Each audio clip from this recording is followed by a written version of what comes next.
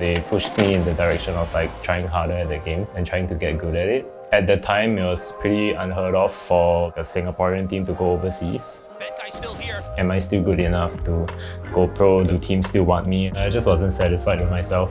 I didn't want that to be how I end my career. I wasn't done with it yet.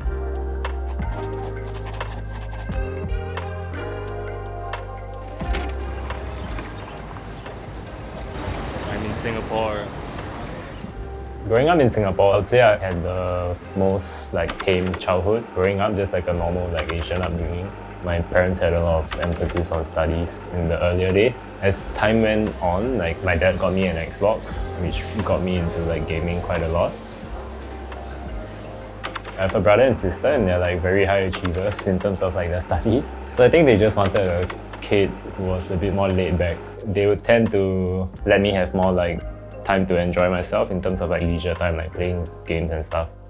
So it was my friends that I made in Call of Duty that after a while we decided to try out new games together, and one of the games were CSGO, and after that we just played with each other more often, and they kind of figured that I was pretty good at it naturally, so they kind of pushed me in the direction of trying harder at the game and trying to get good at it.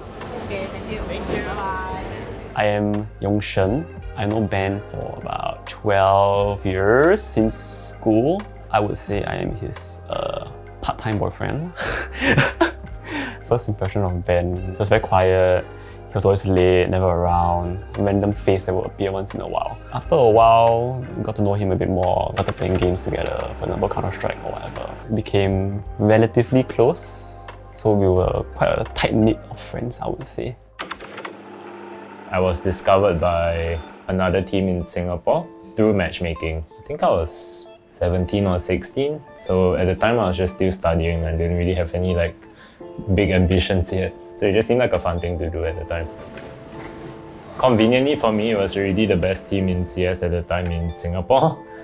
So I guess it was a pretty big opportunity for me. When I told my parents, they were of course, skeptical at first.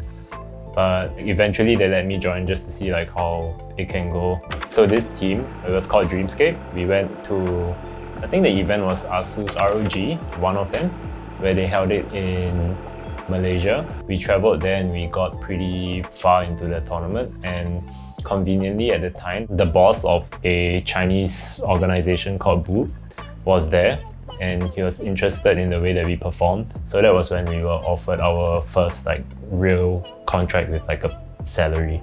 At the time, it was pretty unheard of for a Singaporean team to go overseas. I think it was much simpler back then, our goals. Most of our goals were just to win the qualifier, because that would prove that we were the best in Asia at the time. It didn't matter if we won or lost at those events, we just got there. The first time I encountered Benkai is in-game, CSGO back then, in 2018, when he was playing with Boot Dreamscape. And I was in the same team with him.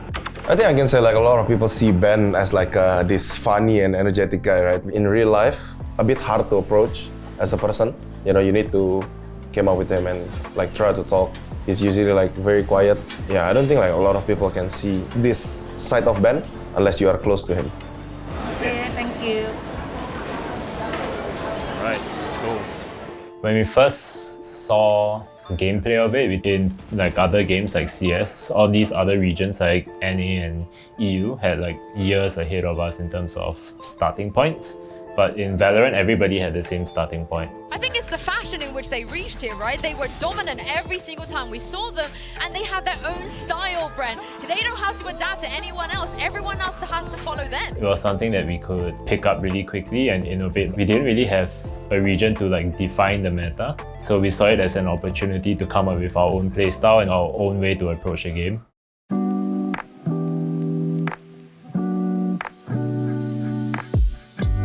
Not my decision, so experience things from the backseat. 2023 was just, I'd say, uneventful. It was challenging, I just want to be able to play. And I didn't really get to do that. Regardless, I don't really have any regrets throughout that year.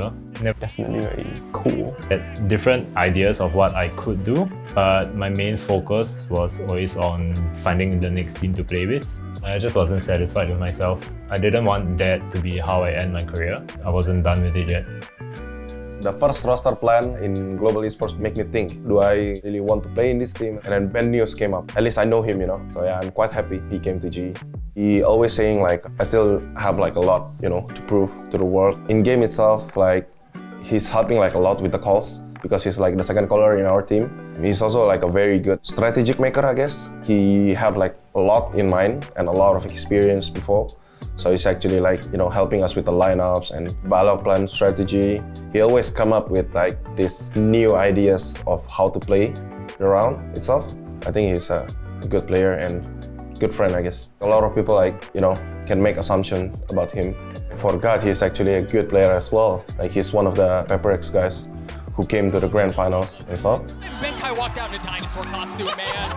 And the performance that he had on that map, unreal. It's a standing ovation too from the crowd. People think what they want to think. I think he just want to be himself, like to make people laugh, make people smile and stuff like that. 2 to 3 years, I would hope that I'm still playing.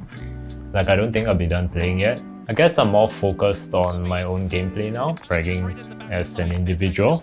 So I could prove myself on like a more individual level. That's what like my main drive this year. I still can't wrap my head around how like I know him for 12 plus years really and I never stopped defying what is possible, especially in Singapore. He was good back then, he's even better now. It's still very surreal to see someone that I know, someone who I grew up with, perform internationally. Definitely very cool. We were classmates prior. I think it was one of my birthdays. So they decided to buy me a mouse pad. They all decided to sign the back of the mouse pad, our beloved Benkai signature here. Not sure if it adds any value to it, I doubt so, but yeah. Ben, I think he has nothing better to do in class last time. So decided to draw something. It's a very memorable piece. Honestly, I don't think it's gonna change that much, like having it as my job and just playing the game and getting better. A lot of these players are very young, so they don't really feel the pressure of having a stable job yet. When it's at around my age, you start to feel like it's more of like a livelihood, So I have different paths that I can take after I'm done playing. The most obvious one for me is to become a coach. I feel safe knowing that I have the possibility of becoming like a desk talent if I wanted to. It's given me a lot more opportunities outside of the game. Like since going to these events and stuff, I made it a point to just make friends with all of the Riot producers and like their video crews and stuff. So I'm like good friends with most of them. They're like people that I always look forward to seeing when I go overseas to these events. And I think making those connections helped me. It gave me like more longevity in my career. That's how Valorant changed my life.